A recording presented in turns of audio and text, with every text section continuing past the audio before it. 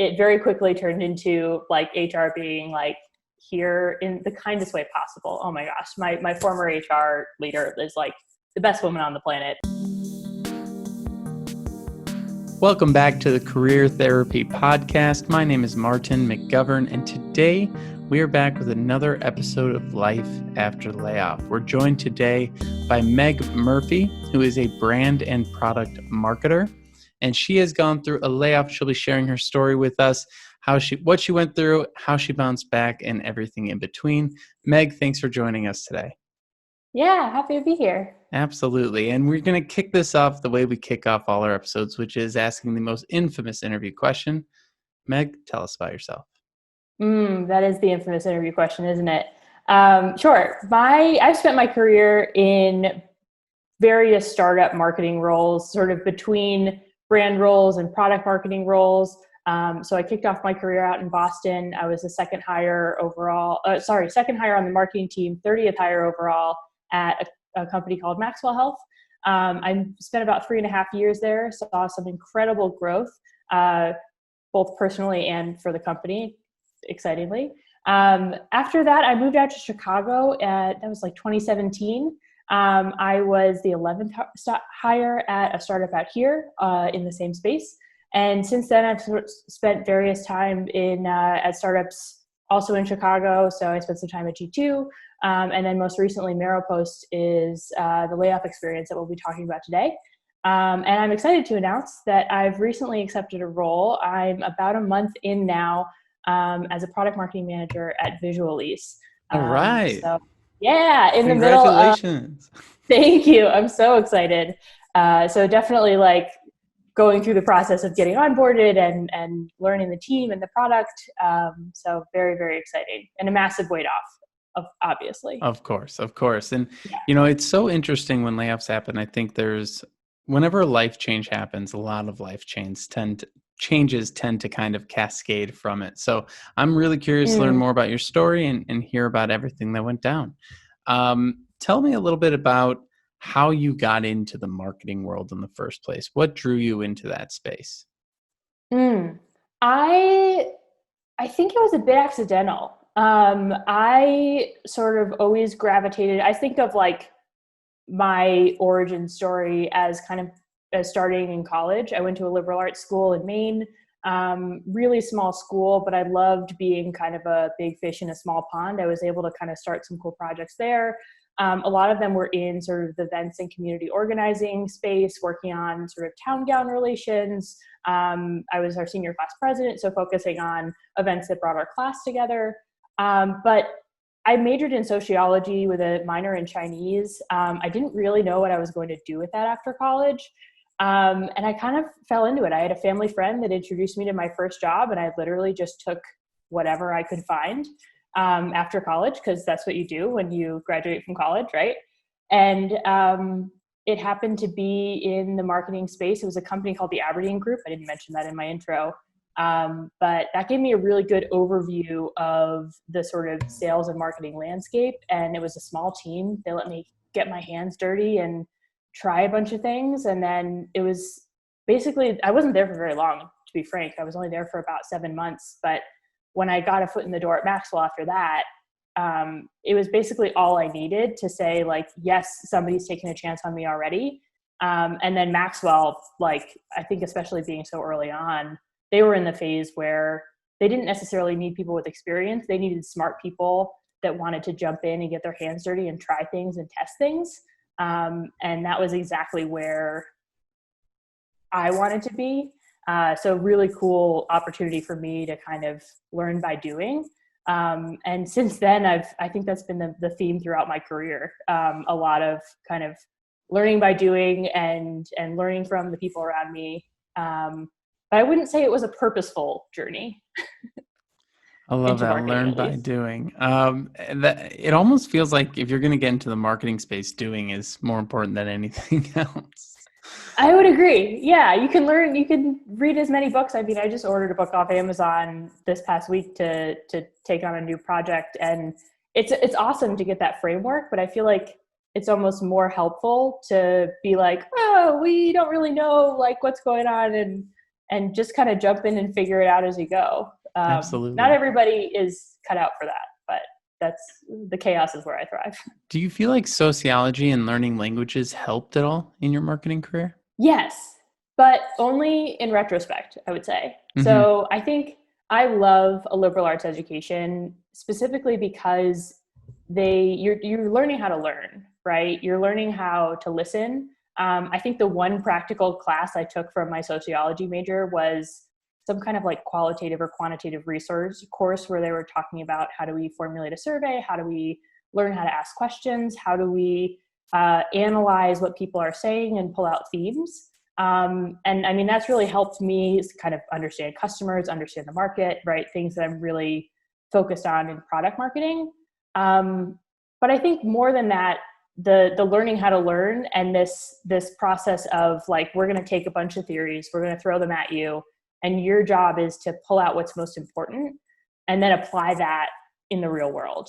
I don't know if the actual subject matter was that helpful, with the exception of that one course I mentioned. I think more it was like the liberal arts kind of methodology of learn and talk about it and discuss and apply it and test things out and grow. It's awesome. And yeah, absolutely. And so once you got into your roles and you started getting deep into this world, what was it that you were working on that you really enjoyed? I think sometimes we sort of go through layoffs, a lot of folks, and it'll color their experience of their past. But, you always have a great mindset. What were the things that you loved about the work you were doing? I mean, I love so much about it. I think one of the coolest things about every role that I've had is that I've had a chance to really dig into a lot of different areas. So I don't know if it's one, I mean, maybe the one thing is I loved the variety, right? I love that I don't have a cookie cutter, like this is what you have to do every day. It was more like, here's all the problems that we need to solve and go figure it out. So I love that. I think the biggest thing though, and the thing you always remember about any organization, is the people that you're working with. I've been really fortunate to have some incredible managers that I've learned from, some incredible teammates that even if they didn't know what they were doing either, very much had that mindset of like, great, let's figure out this problem together, and I can think back, like, especially my time at Maxwell. I mean, there are friendships there that, like, if and when I get married, they're going to be there, right? Like, those are going to be the people that are kind of with me and rooting for me throughout the process. So I love the alumni networks too. But yeah, I think a lot of it's the people that I'm working on, the people that I'm working with, and sort of the diversity of products that I'm working on. Which I think it has a lot to do with kind of the type of company that I gravitate towards.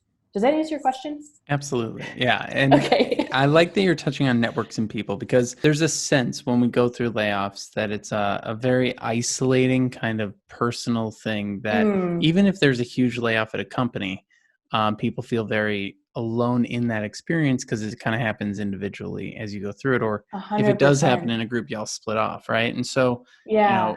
what has been your sort of view of networking throughout your career up to the point of going through this experience and then even afterwards? I think the way that you put it just now, of like, layoffs are really isolating and then networking is so important, like, that's actually, I think, exactly the experience that I've had throughout my layoff. And I think it's changed my view of networking and how important it is as a result of feeling really isolated throughout that process. So, I mean, that's like the hardest thing, right? Is I think of layoffs almost like as a breakup, right? Like, you have to get your brain in the right place to process what just happened so that you can move forward, right? You can't go on another date and then talk crap about your former ex, right? Because that's going to totally color the way that the person that you're sitting in front of sees you. So I think the first thing is it's really important to find people that you can lean on, and especially people that have been through that process of layoffs, but sort of more generally too. Like, especially when things get bad, you've got to lean on people that can remind you, like, how excellent you are, that this isn't this isn't some reflection on you and your ability, and to help you kind of move forward throughout that process, right? Like, who are your best people? And I think back to your question, you asked about, my view on networking kind of throughout my career. To be totally honest, I wasn't very purposeful about it until pretty recently. I think until after this layoff, thinking about like, how can I help as many people as possible, and how can I leverage the relationships that I already have to get a foot in the door. I think in the past, I've always kind of done it like it's been a side effect of my job, right? I've always been in marketing and communications and out in the market and talking to a lot of people and selling and introducing. I take a pretty consultative approach to that stuff anyway. So some of these like nuggets around help as many people as possible sort of came as a side effect. But I didn't realize the power of my network until after the layoff. And I found myself in a position where I was scrambling for like, what's next, right?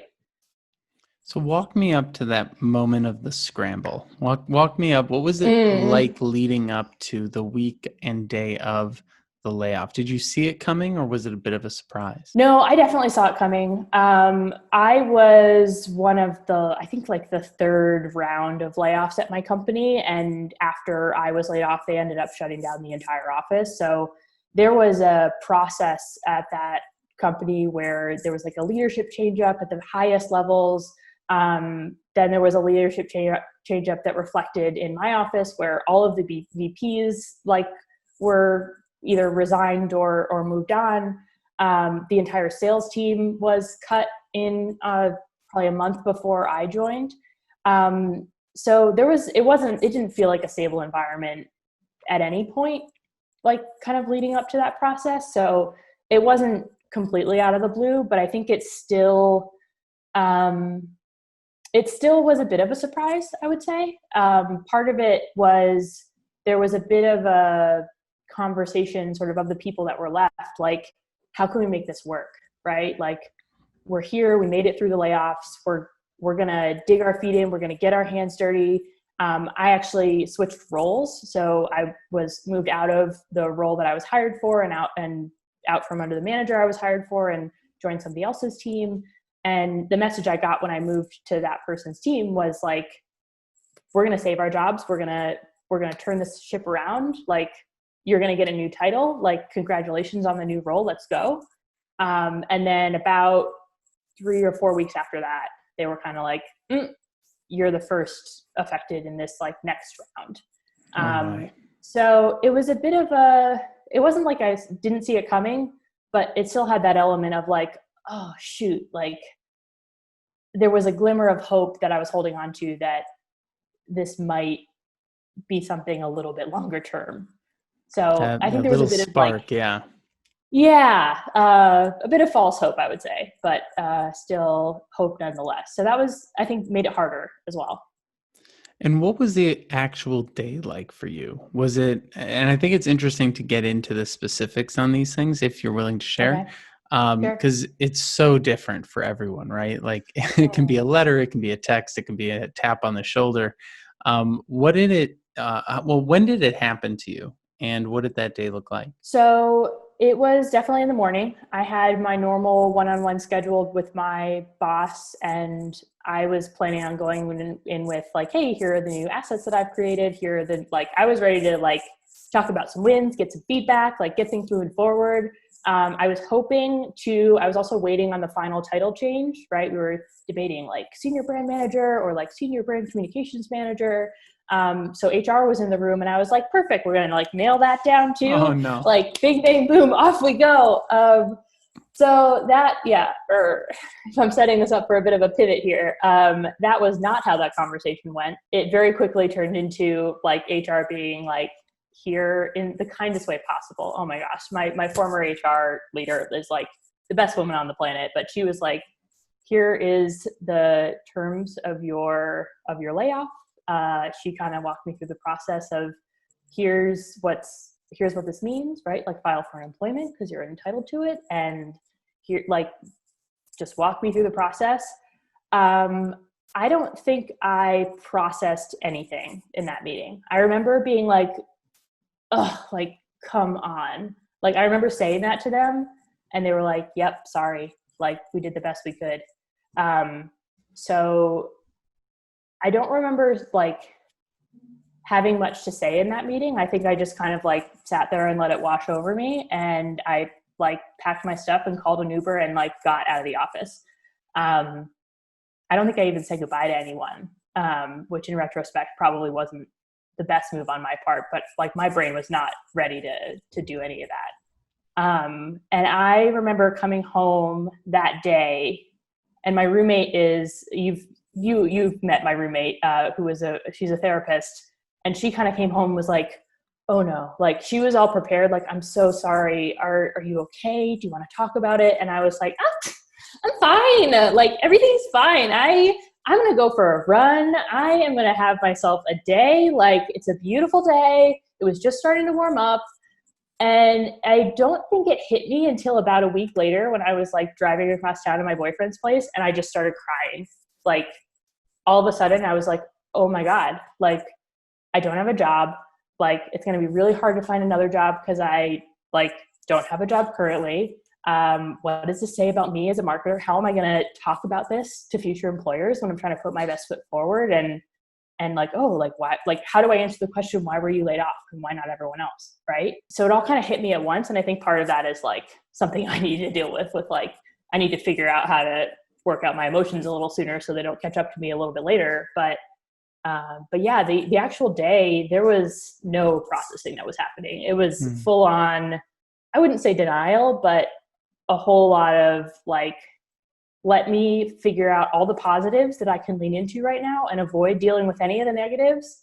And I'm going to just keep this train moving. It's amazing. Everyone responds in such different ways. Cause Yeah. it's fun. It's nice to hear that. Cause when I went through my experience, I was like making a joke out of it. I was like, well, that was going to happen. And like, Yeah. and it does hit you later, right? There's always a moment where you're like, all right, the veneer has cracked. And there it is. Mhm. Absolutely. Yeah. And so you're now in this place where you've looked at some of the positives, you're in the car, you're driving, it hits you that this is real and that things are different. And this is all pre-COVID too, correct? Yeah, this was back in November. So, I mean, we can talk about sort of that process, but I'd it love, was, yeah, I was going to say what changed because I've seen your response to this situation. I can't wait to get into that story Mhm. too. But Sure. before we get into that, like, you're like, oh my gosh, things are going to be so much harder to find a job when I don't have a job. Because that's the typical advice people say, you know, hang on to your job until you have a job. Like, don't have Yeah. gaps in between. And that's a whole nother story for another day. But, you had a few months of job searching before the pandemic hit. So I what did. was Yeah. that experience like for you going from one side to the other? Yeah. I think, first of all, I think true to form, if you know anything about me, you know that as I just mentioned, I don't process things in the time that I should, and I kind of jump right in. I tried to hit it hard, kind of the next day, and I was like, all right, I'm gonna like find my target companies. Like I didn't need them anyway. I'm gonna find my target companies. I'm gonna update my resume. I'm gonna like start the process. Here we go. I would say that like kind of worked in that it felt like busy work almost. Like these are things that I can do right now to like distract myself from the situation. And I'm going to like get my project management system up. I'm going to get my list going. I'm going to like start kind of building my list of people that I need to reach out to and target. But the actual, like, I don't think I actually got much done in that week. And I don't think I should have, like, in retrospect, I don't think I should have even tried. I really think I needed to instead, like, take some time and, like, meditate and journal and, like, get my head in the right spot. Because I think some of the things that I was realizing, they bubbled up as I was, like, writing cover letters, right? And as I was, like, writing emails and trying to, like, prep myself for interviews and think about, like, the inevitable question of why did you leave this company, right? And I think that was something that, like, it took some time to process. You don't figure that out right away. And I think there's not only a processing, like how do I wrap my head around what just happened and how do I talk about what's going to happen moving forward. But like, there's a real grief process that happens outside of that, right? Like, I didn't just lose my paycheck. I lost my routine, and I lost my coworkers, and I lost a lot of my, like, I tie a lot of my identity to being a great marketer, right? And so now that I didn't have anything to market, like, what am I, right? Without a job. So I think a lot of that kind of bubbled up as I was trying to execute on some of the tasks that I knew needed to happen in order to kind of move forward. Does that make sense? Yeah, and so you're going through this process, and how long did that take? Like, how long did it take you to get to a point where you were feeling like, all right, I've actually processed some of this and I'm feeling like I'm moving in the right direction? I don't know, maybe 3 weeks, maybe a month, maybe I'm not quite done processing. Fair enough. I don't know that I don't know that I have a good answer for that. I don't, like, there wasn't a moment where I was like, yep, got it. You know, Sure. there was definitely, like, honestly, some of the projects that I worked on to kind of build my personal brand throughout that process definitely helped, right? Like, I was able to fill the gap. Like, we talked about how I tie a lot of my identity to being a marketer. So like, having something to market, like, helped me kind of find that confidence again. But it was a weird process for sure. Yeah, so let's dig into that story, because I think that loss of identity in a layoff is huge. We say this on almost every Mm, episode, but you don't just lose your job and your financial security. You lose your sense of identity that goes along with your job title and your reputation in a way, which goes with the mm-hmm. company. And so, you had to. I think that you took a really proactive approach to, building a sense of identity and giving yourself something to focus on during the job search process that isn't just applying to job boards. So tell us a little Yeah, bit about that story. How did you come up with, your sort of, I guess, response tactic to your sure. layoff? Yeah, well, I mean, I'm a marketer, so I think of things. I was like, okay, I don't have a product to market anymore. So, like, my new project is I'm marketing myself. And I've got to think about what are the ways that I can build my brand, build my personal brand, and, like, not just put out, like, thoughts, but, like, build something to prove that I'm not just words. I can, I've got something tangible behind it, right? So I started with an idea to, I mean, it started literally just as a way to, like, get traffic to my website. I basically put together kind of a Google form, where I said, okay, there's a lot of people that have been laid off. My company, I was like the one person that was laid off, but it was like the one person that was laid off that week. The week later, there were other people, and they were kind of picking people off one by one. At around the same time in Chicago, there were a few other companies, including G2, my former employer, that had layoffs at the same time. And then sort of more broadly around the end of the year, like, across the country, there were massive layoffs. Uber laid up like 1,000 people off. WeWork had massive layoffs, and all of these companies were launching spreadsheets of affected talent, like, in addition to announcing that they'd laid people off, right? I was really impressed by the way that Jellyvision laid people off, because their CEO actually proactively went out to the press and was like, hey, we've got these incredible people. They were laid off by no fault of their own. This is my responsibility to help them find new roles. So, like, how can I help? And I didn't get anywhere near that kind of support from my former employer. So I was like, how can I build that for myself and try and build some of that for other people? So I built a Google form for folks that had been laid off to submit their information, things like their resume, what they're looking for, salary requirements, if they felt comfortable sharing that. And then I built a Slack community to say, how can we help people get a foot in the door, right? Because it's not just about applying to jobs. Like, you really have to network, right? Like, referrals are the way to go. And I think it kind of, I posted on LinkedIn and it absolutely, like, snowballed. I think in the first week I got something like 60,000 impressions just on the Google form. Got tons of people in the door. And it really took off. After that, I followed Crunchbase News, and one of their reporters, who's now at TechCrunch, her name is Natasha Mascarenas, was writing about this, like, spreadsheet trend in layoffs. And she had like a call out for like anybody that had any thoughts on it. And I said, hey, like, I've got a few ideas. So we landed coverage in Crunchbase. We landed coverage in TechCrunch when she moved over there. Business Insider covered us. It like absolutely took off. And all it was a spreadsheet and a Slack group. That's absolutely amazing. It's also how we met. So it's Exactly. super It cool. is also how we met. It's super cool. And what I think is so interesting about that approach that you took was, number one, you saw something that was a trend out in the world. And a lot of times and adopted it for yourself. Like, I think a lot of times people will see something like, well, it's been done before, so I shouldn't try it.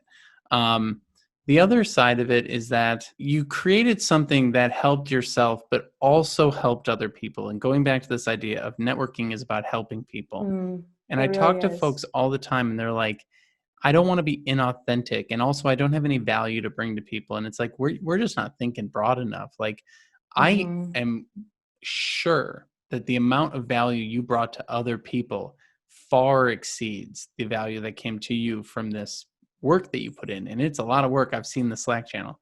Like, Yeah. it's interesting how we just sort of get into this mindset as a job seeker where we feel powerless. And, you know, you took back that power. I think that that's one of the coolest parts of this story. It's like, you know, you took an idea, you saw it, you made it your own, and you ran with it. And there was this huge just whirlwind of benefit to everyone who was involved. And so as you've sort of been going through this process, what have been some of the maybe positives that you've seen come out of it for other folks as well? Have you gotten much feedback or any like sort of feedback loops from folks? Absolutely. Yeah. I mean, the biggest thing, I think the coolest thing that happens is, and you've probably seen this in the Slack community, is that like folks that join after they like get laid off eventually find jobs and then turn back around and say, hey, I know where you've been. I've been laid off myself. If I can get you guys hired rather than hiring somebody and poaching them from another company, I'd love to do that. Let me make sure that you guys are the first to see these roles. So like getting people jobs is the goal. Like, that's great. But I think more than that, the sense of camaraderie and the feedback loop of like, just because you've been laid off doesn't mean that you're not valuable or hireable, or like your job isn't the same thing as your identity and your sense of self-worth.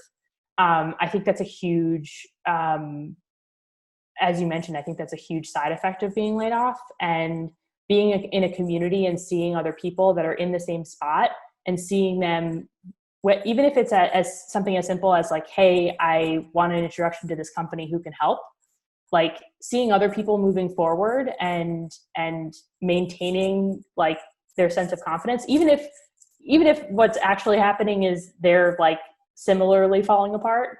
Like, I think there's a grounding that happens there where folks realize like, this isn't the end of the world and I'm not alone in this. But it's a really isolating experience, especially if you weren't laid off like in a group. But it's really isolating to feel like you're not worthy of continued employment, right? Like, because that's fundamentally what a layoff is. And that's like, that absolutely sucks. Yeah. And I like how you use that phrase, falling apart. In my head, I'm like, falling apart together is still better than falling apart alone. Exactly. Yeah. Because like everybody's falling apart in the same way too. Right. Like, And I you're have like, a oh, friend it's, now. well, if they're going through it and like to see someone go through it and succeed, that's huge Yeah. too. The thing is, the pattern is the same, right? Like, whether you were laid off at a 10-person company or like laid off at 1,000-person company, like, you see patterns in how people process it. Like, I have a friend who just left a job at a massive tech company that she absolutely loved. And I'm seeing her going through the same things that I went through like 6 months ago. And going through this process of like, what if I can't do this job? And what if I'm unable to be managed? Like, what if this, what if that, right? So I think it's helpful to have people like, number one, call you out on that when every once in a while, I think you've seen in the Slack group, people will be like, oh, like, I think this is hopeless. I've applied to a million different things and like nothing is moving forward and COVID sucks and this sucks. And having people be like, hey man, like, you're downward spiraling here. Let's come back to reality and realize like it's a grind and it sucks, absolutely, but like it ain't over till it's over, man. You Oh know? yeah. I mean, support groups, right? They work. Absolutely. They AA really works for do. people, right? It's amazing. This And is the AA of layoffs. yeah, it's the lay AA. And Yeah. so I love how you brought the people together and you put them in a space, and that's very much what we're trying to do with this as well, is show that pattern. Show that Mm, you're not going through something that is unique in a good way. Like it's mhm. so template. It's so, I don't know, I guess even cliche would be the word to go through these things, but we all go through them and that's perfectly fine.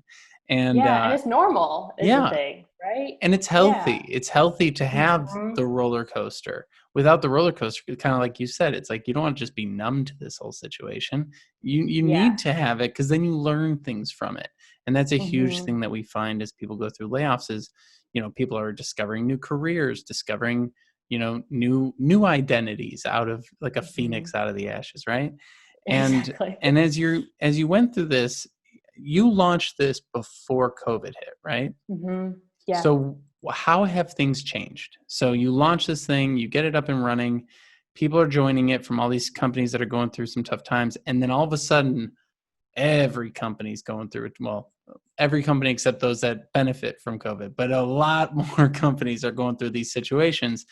What have you seen happen over the Mm. last 6 months? I'll address your like what I've seen secondarily. I think Sure. personally, like I was going through that same process too of like not only am I like job searching and dealing with all my normal crap, right? Of like, oh, that maybe there's family stuff, maybe there's this stuff, like whatever it is, like those problems don't just go away because you don't have a job, right?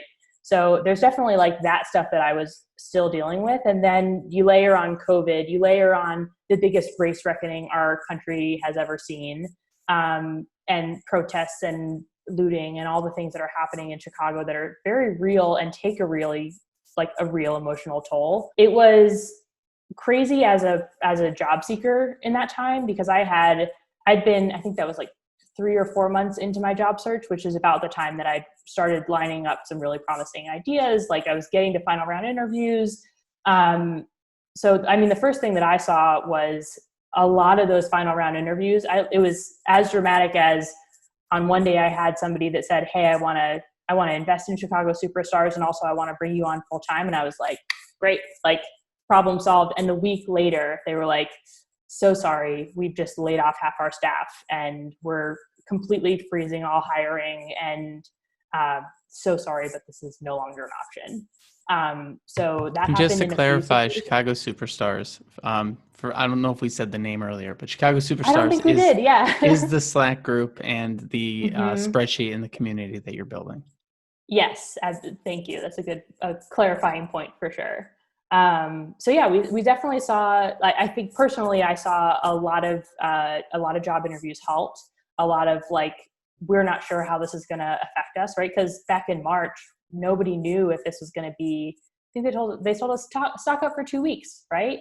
And here we Yeah. are, whatever months later, and it's still a big issue. So I think rightfully so, a lot of companies that were considering hiring any position across the board kind of took a pause. And I heard that not only from my own search, but also from others in the community that like, we started a channel just for like hiring freezes, right? Like what are the companies that have said publicly, we're not moving anything forward. So like, don't waste your time on applications, right? Focus on areas where things are going to move forward. So I think that was a big thing. The beyond hiring freezes, we saw a lot more layoffs, a lot more demand. Like, I mean, across the board, of course, companies were laying people off. And I think especially in satellite cities like Chicago, right? Like a lot of, and I mean, most of my network is in tech, so I can speak sort of anecdotally to what I saw there. But I think a lot of the layoffs were not maybe purposefully, but unintentionally affecting cities where tech companies have sort of outposts versus their headquarters disproportionately. So I think places like Chicago got hit especially hard, especially in the tech world. Um, I think those are the kind of two big things that I saw all over the place. I mean, the other kind of weird counterintuitive thing is there were also companies that said, even if they're hiring, like even if they've implemented a hiring freeze, we're still very interested in hiring really strategic candidates. So folks with a few years of experience, like that are in sort of managerial and above roles, like roles that are really mission critical. Some of that stuff is still moving forward. And maybe we're accelerating the process on that. Like if you're hiring a COO and all of a sudden COVID hit, like all of the problems that existed before are now 10 times more important. So I think some of those higher level searches became either moved a little faster or like came out of like stealth mode. I saw a bit of that as well. And how did you end up going, as you went through this process, how did you end up finding your current role, your current opportunity? It was all networking. It was all, what it was networking through personal branding. So Chicago Superstars gave me something to talk about that wasn't just me spewing my opinions, right? It was something that I could, I was featuring candidates that were joining. I was building out an email newsletter. It gave me something to talk about that was fresh and really valuable to not only the community that I built within the Slack channel, but also to my professional network on LinkedIn. And I ended up finding this job through somebody I used to work with, not even directly. It was somebody kind of in the industry. We were in the same space working for different companies. We would like get a drink at trade shows every once in a while. And she had an open position on her team and actually referred me to her former boss and kind of said, hey, I've seen you looking very publicly. I want you to interview for my team. I also want you to interview for this other company that's in our area. So it was amazing. I like owe her the world, but it was 100%. She found me, and it wasn't, I think as soon as I started Chicago Superstars, I stopped applying for jobs. Jobs came to me. Because it was a way for me to say very publicly, like, not only this is who I am and this is what I can build, but also like part of my personal brand is I'm looking for a job. So like, if you want to interact with me, like bring me all the jobs. Right. That's amazing. And it's something that, I get pushback all the time when I say, get on LinkedIn, start networking. Pre-COVID, I was like, coffee meetings are the lifeblood of your job search. And now that's sort of shifted a little bit, I'm like, commenting, sharing, and liking are the lifeblood of your job search. And a lot of people won't even get up to that stage. And I have to, break it down even further and be like, well, what's an article that you read recently? They're like, well, I liked this article. Okay, who wrote it? Well, this person wrote it. Okay, go to their LinkedIn and just say thank you for writing that article. And they're like, well, that seems doable. And I'm like, okay, we're just breaking it down to the smallest pieces. But, being someone who has very publicly put yourself out there and seen the benefits of that, what advice would you say to give to folks who are struggling with that more marketing side of themselves, which, obviously we're both marketers, so it's a little bit easier, but what would you say to someone who's maybe not as fluent in that world? How should they approach it, or what thoughts would you have for them? Yeah, I would say it's critically important, especially now. I think not just on LinkedIn, but I always am plugging Slack communities because I think, especially if you can find one that's in your industry. So I'm in product marketing. Product Marketing Alliance is my absolute go-to because they're posting not only like how to do your job better, but here's open roles and here's the people that can make introductions for you. And then Twitter too, like start following people that you admire and start just responding.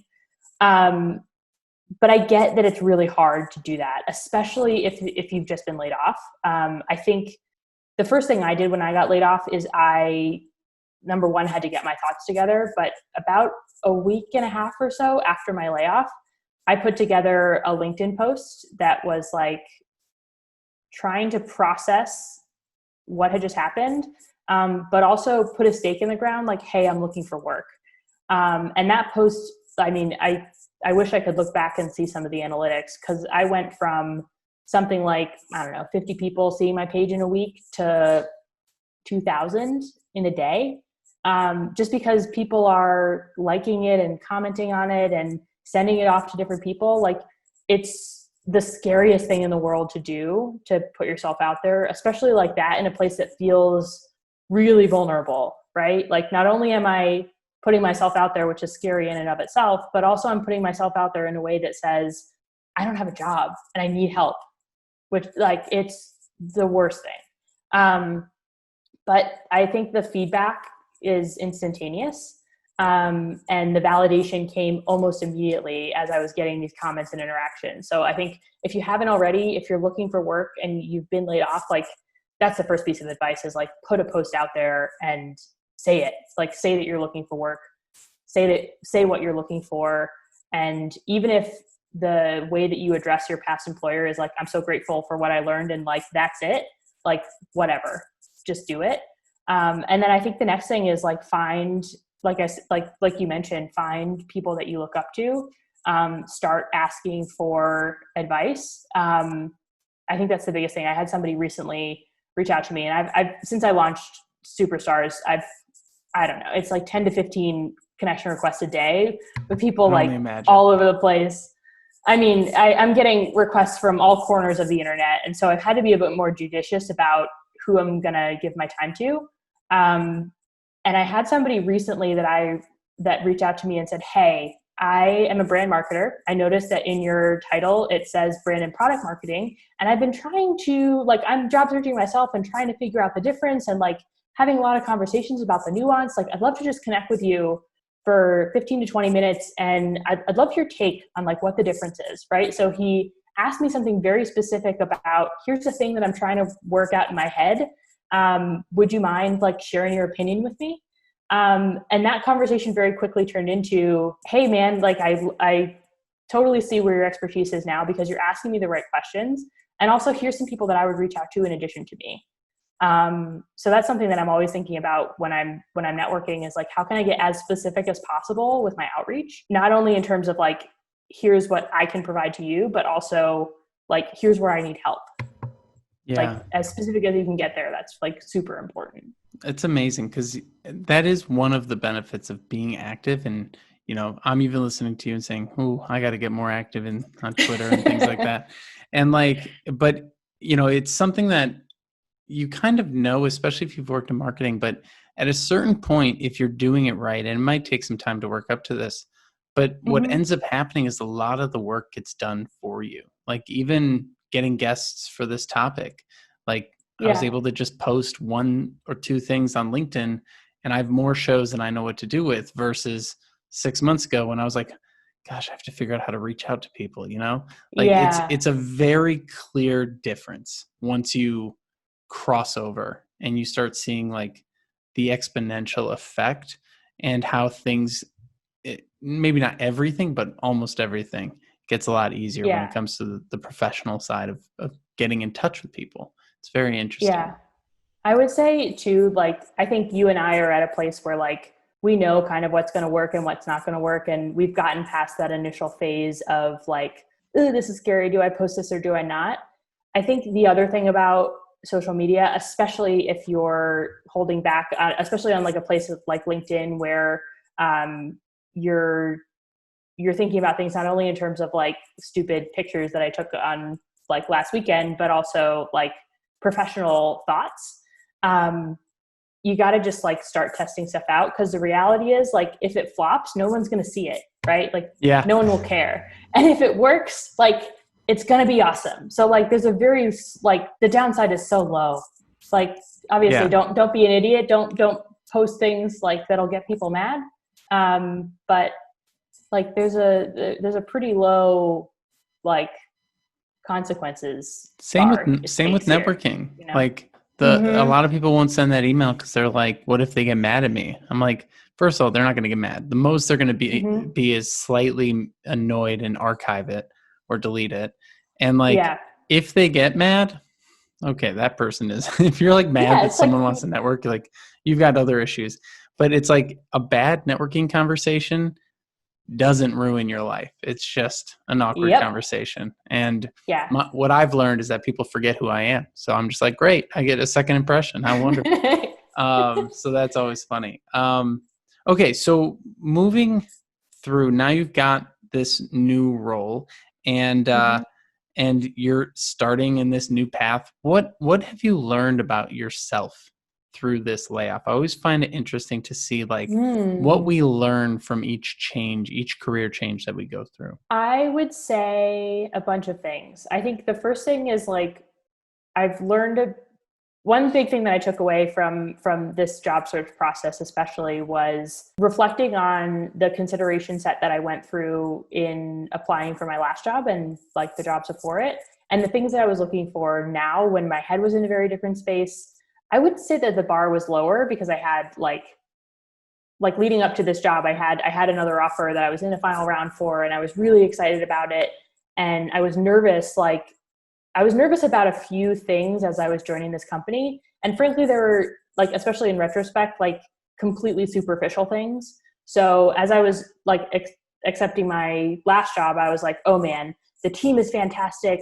And these are world-class people. And I was judging that based on like the things that they were saying and the theories that resonated with them that I knew about, or like, and the brand is fantastic, right? Like, which I was judging based on the design veneer, or I'm trying to think like, oh, it's a new company, so they must be innovative and cutting edge and with it, right? And these were things that at my current company, which has been around for a long time, I think over 20 years or something like that. They're in the lease accounting space, which like, what a snooze, right? There are not a lot of competitors, right? It's like they're a really small team, so their design, frankly, isn't great. And we're hiring a graphic designer. If anyone wants to apply, please. In. Yeah, exactly. But there were things that I have recognized about like what are superficial markers of success and what are things that are like actually markers of success, and like what are the things like.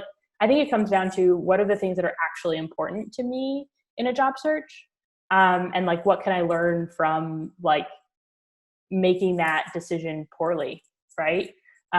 So the things that like I was concerned about coming in have proven to be nothing but opportunities for me to improve this place. And the things that I think I failed to look for in past companies, like do my manager and I completely jive? Am I going to get the trust and autonomy to really come in and make an impact and do things my way with input, obviously, but be able to really kind of make a mark for myself? That was big. And then I think the other big thing that I'm frankly still working on, but it was definitely like a realization, was the importance of separating my identity, like who I am, from what I do. Right. That was a big thing, especially in an environment like COVID, where like just the economy is not in a good spot. So people that are laid off might be laid off for a while. And recognizing that fact we have no control over, and like there's nothing like that has nothing to do with your ability to execute in a role. That was, I think, something that I'm still struggling with, right? Like, I mean, during my layoff, I was like, all right, what can I do next? I created a job for myself, right? But that's something I think that I've really had to practice in this period of unemployment, of like, what are the things that I can find meaning and validation and whatever passion for outside of my 9 to 5, right? So I've moved in with my boyfriend, and I've been painting walls, and we got a puppy, and there have been so many areas in my life that I've really had to practice gratitude for, that I think have always been there, but have felt like not tangential to my like job feels a little bit extreme, but you get what I'm saying, right? They've always been there, but have never been front and center. So that's something that I've been practicing, especially as I'm onboarding into this new job. And now I have a 9 to 5, and now I'm onboarding and I'm jumping into projects, and onboarding is crazy, right? Trying to maintain that this is a job that I find meaning in, and not the thing that gives me meaning. Right. You know what I mean? That's huge. Huge. So a little bit of balance, a little bit of perspective. I love it. Yes. And you mentioned, some great things that you know about from jobs for graphic designers out there. Yeah. And if folks, are you still inviting people into Chicago Superstars? I am. To be totally honest, I have pumped the brakes just because I need to for my own mental health and sanity through COVID and trying to deal with what's been going on. I think the reality is we're painting this picture of you lost your job and then you started this new thing and now you have a new job and isn't everything great, right? But the reality is there were a lot of really bad days, right? I can't quite get out of bed today, and that's how today's going to be. And those bad days sometimes turn into bad weeks, right? So I think for my own mental health, I've had to pump the brakes and find areas of balance. I'm not doing my email newsletter anymore, and I need to frankly ask for help and get some. I need to figure out the transition plan to make sure that this is a more balanced thing, because it is a lot of work. But I think that's something to sort of, that's a caveat that I want to highlight here is it's not just. So yeah, yes is the answer. I'm still inviting people in, definitely. Yes, but she's also looking for help. So yes, and hey, yeah. We're talking about networking as people helping people. So hopefully someone out there will hear the call for help and respond. So if folks want to get in touch with you personally, to learn more about your professional world, or where should we point them? What would you want to share with the audience? I have a website, which you can if you feel like stalking me. That's on I think LinkedIn I'm using as my professional hub. So definitely find me on LinkedIn. I'm assuming you'll link to something on this. Perfect. So feel free to connect with me on there. Do make sure that if you do that to personalize your invite and let me know that you're coming from Martin's podcast, because as I mentioned before, I get a lot of weird invites from all over the internet, and I'm not sure who's trying to sell me something weird and who's trying to actually have a meeting conversation. I would love to help. Yeah. I'm also on Twitter, and I'm pretty active on there. So LinkedIn or Twitter, I'm at Meg Murphy. All right. Well, I'll share all those links in the description. Meg, thank you so much for joining us today. Yeah, absolutely. Thanks, Martin. Thanks so much for stopping by this episode of the Career Therapy Podcast. It's been a pleasure having you. And if you're curious about what we do here at Career Therapy, head on over to www.careertherapy.com to see all of our coaching options, resources, and links to other things we got going on. If you would like to share your story on this podcast, something that you've gone through, a transition you've experienced in your career, whether it's getting a job after college, or going through a layoff, or getting back into the workforce after raising your family, we would love to hear from you.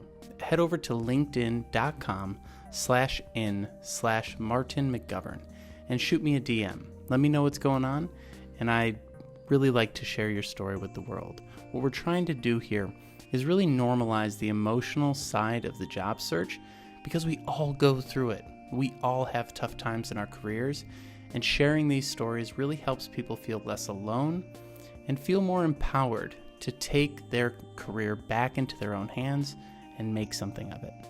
So thank you again for stopping by. If you'd like to leave a like or a comment, subscribe or share, or leave us a review on iTunes, and I think maybe even Spotify, we'd really appreciate it.